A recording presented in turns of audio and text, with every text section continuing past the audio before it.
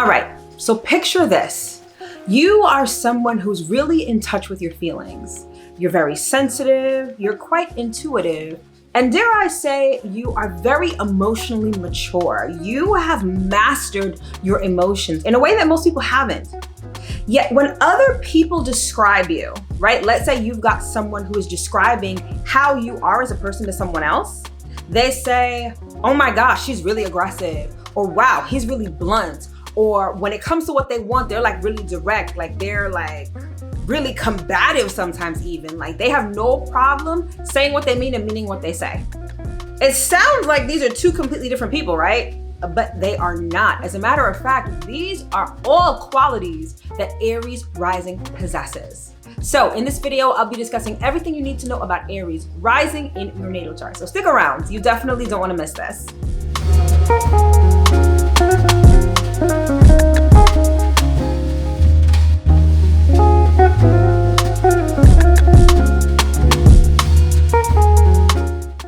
Hello, my loves. As always, I hope that this video finds you well and in excellent spirits. If this is our first time meeting, welcome. My name is Mel. I'm a professional astrologer and I'm the founder of Divine Feminine Works, where I help people unlock their divinity and discover their magic. And as always, if you are returning, welcome back.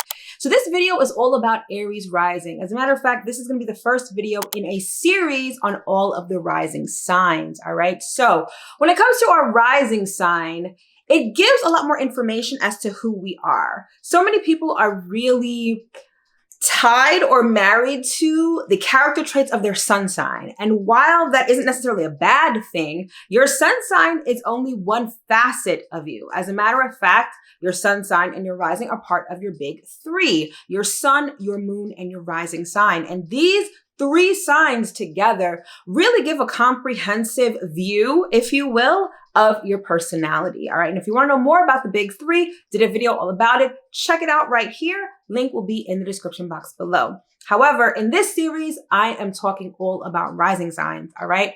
Our rising sign is how people view us, whereas your sun sign is your personality, right? Your how you express yourself outwardly. And your moon sign is all your inner world and your emotions and your subconscious. Your rising sign is like the mask that you wear. It's like the sign. It's your personal billboard that you hold up. And it's how the world perceives you, right? So it's really kind of a more objective view of your personality, if you will. Okay. So again, this video is dedicated to Aries Rising. All right. So without further ado, let's get into it. But of course, as always, we start with the basics. All right. So in order to figure out your rising sign, you need your precise birth time. So when it comes to putting your natal chart together, not typically, you always need three things: your birth date, your birth location, and your precise birth time. Your date, your birth date, and your location will give you your sun sign and your moon sign, right? Even if you don't have your precise birth time, you can still pretty much tell your sun sign, obviously, and to a certain extent, your moon sign, depending on what time of the day you were actually born. However, to get your rising sign, you need your precise birth time because the rising sign changes every 2 hours. So let me back up for a second and let you know what a rising sign is anyway. So your ascendant or your rising sign is the sign that was rising on the eastern horizon at the moment that you were born. Okay. And like I said before, that changes every 2 hours. So that's why it's super important to know your precise birth time. Not only that, your rising sign or your ascendant. So when I say rising sign, it's the sign that your ascendant is in. And your ascendant is the actual degree of your rising. Okay. Hopefully that makes sense. Now, when you have your precise birth time, your rising sign and specifically your ascendant, it actually sets up your astrological wheel. So if you are someone who is a Sagittarius rising, it means that Sagittarius is your first house, Capricorn is your second house, and so on and so forth. That's why, again, it's super important to know what your precise birth time is. Okay. Also, when it comes to your rising sign, like I mentioned before, it's all about how the world perceives you. It's the mask that you wear. So it's really objective in terms of your personality. How you identify and how you feel is one thing, but how the world sees you is another. And that is the essence of your rising sign. And again, it's part of that big three that completes the totality that is you. All right. So Aries. Let's talk about Aries energy generally. Aries is the first sign of the zodiac. Aries is a cardinal fire sign. Aries is also a masculine sign. And when I say masculine, I don't mean male. I mean masculine as in masculine energy, as in outward and expressive energy. Okay.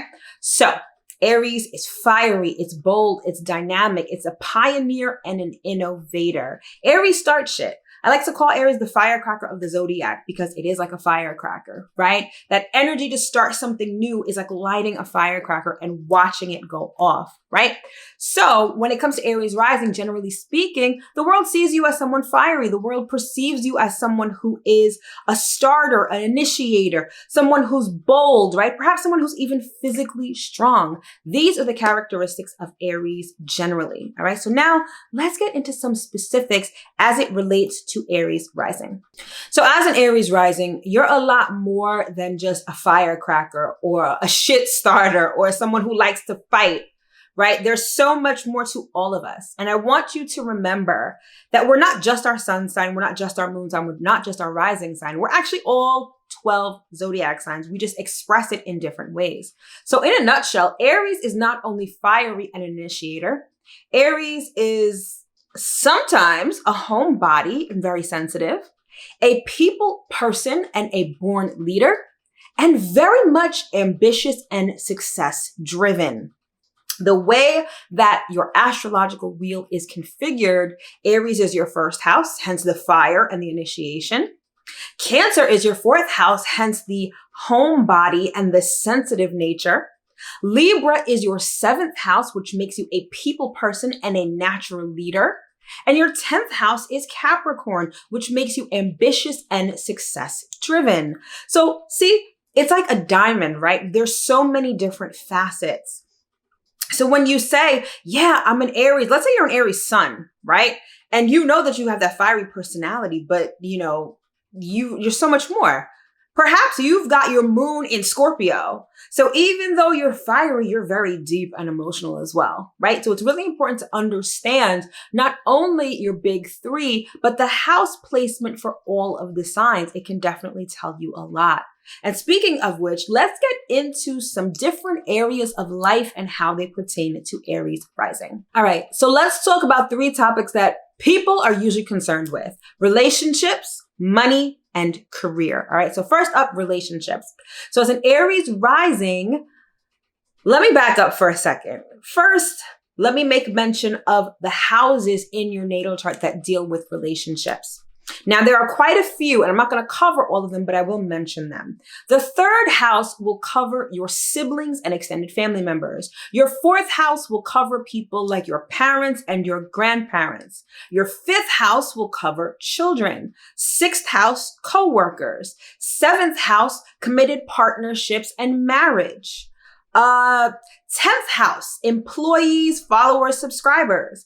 11th house, friends. All right. So there are quite a few houses that deal with relationships. However, let's talk about the main ones. So when it comes to your immediate family, your closest family, your parents and your lineage, that's your fourth house, which is Cancer. So you may be very attached to your family. There may be a very strong emotional bond when it comes to your parents or even your grandparents. When it comes to your kids and your romantic partners, which is covered by your fifth house is Leo.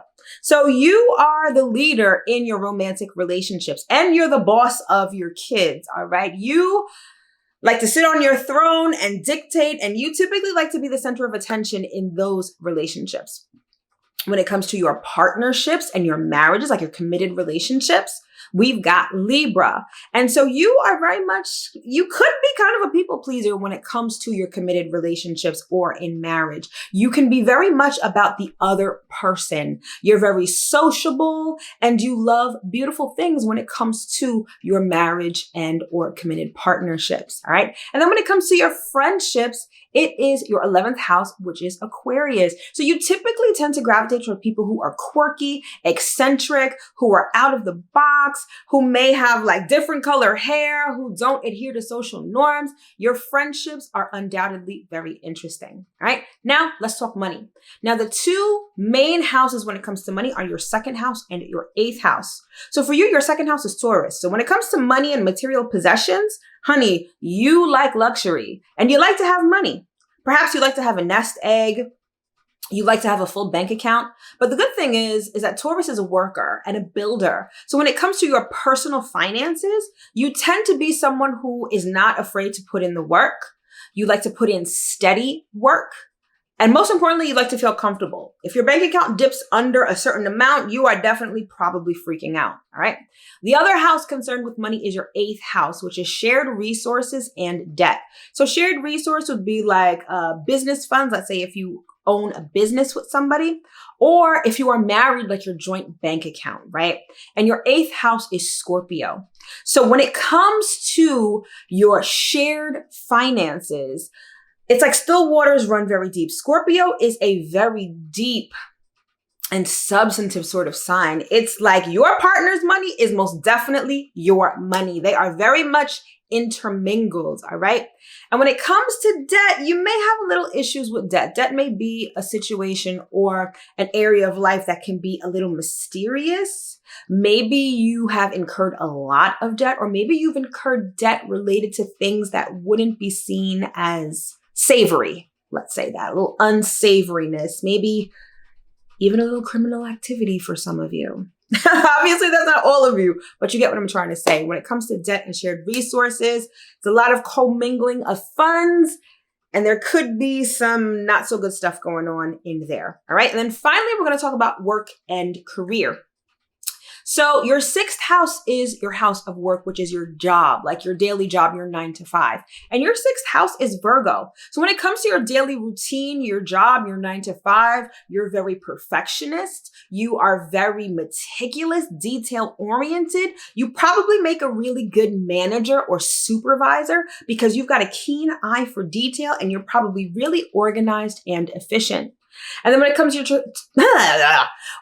to your career, which is your 10th house, it is Capricorn. So you guys love to be the boss. You guys love to be in a position of status. You're very success driven and ambitious. So if there is a corporate ladder that you want to climb, you are ready to climb it. Okay. You want the status, you want the recognition, you want your time in the sun, and you want to be seen as the leader and the boss. All right.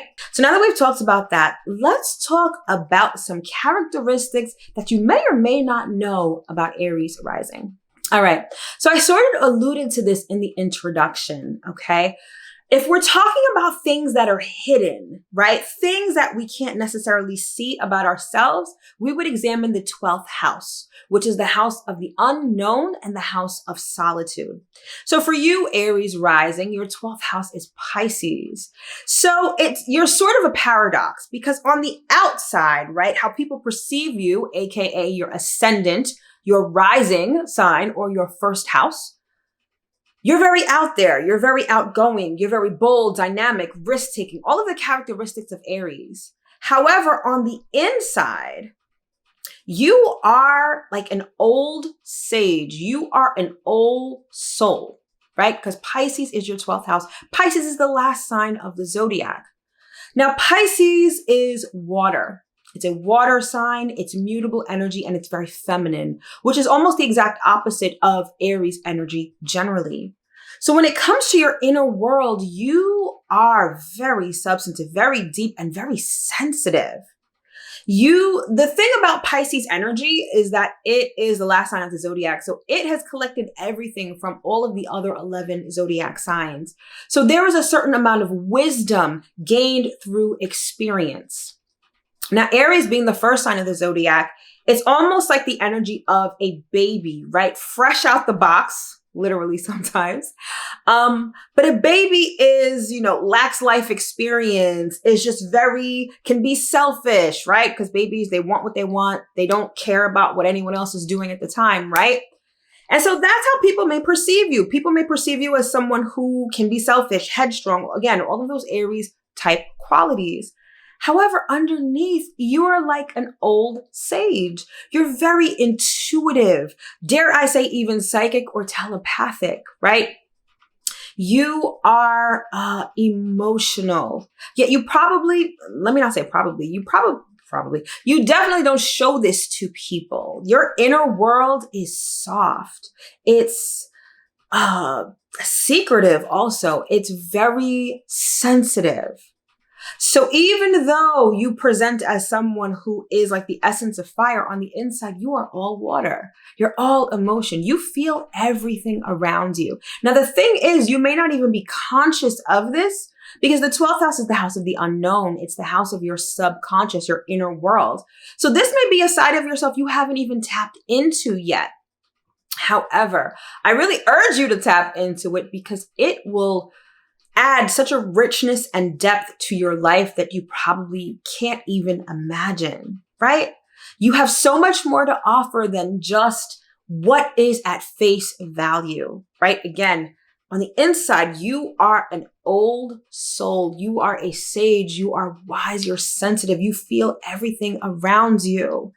And contrary to the Aries energy of being selfish, Pisces is selfless. So on the outside, people may be like, oh, they don't pay attention to anybody else. It's all about them. Meanwhile, on the inside, you probably care really deeply about people in general, what people think. And probably you have an urge to serve humanity, right? Very, very different from the typical Aries energy signatures. So this is just to remind you that you're so much more than just your sun sign, your moon sign, your rising sign, or whatever. You are every sign of the zodiac. And clearly Aries rising demonstrates that. All right, my love. So that concludes this video on Aries rising. And don't forget to hit that subscribe button and the notification bell because I will be coming out with these rising sign videos every week for the next 12 weeks, I guess. All right. So definitely do that. For information on my products and services, all of that information is in the description box below. Thank you so much for tuning in, and I will see you in my next video. Take care.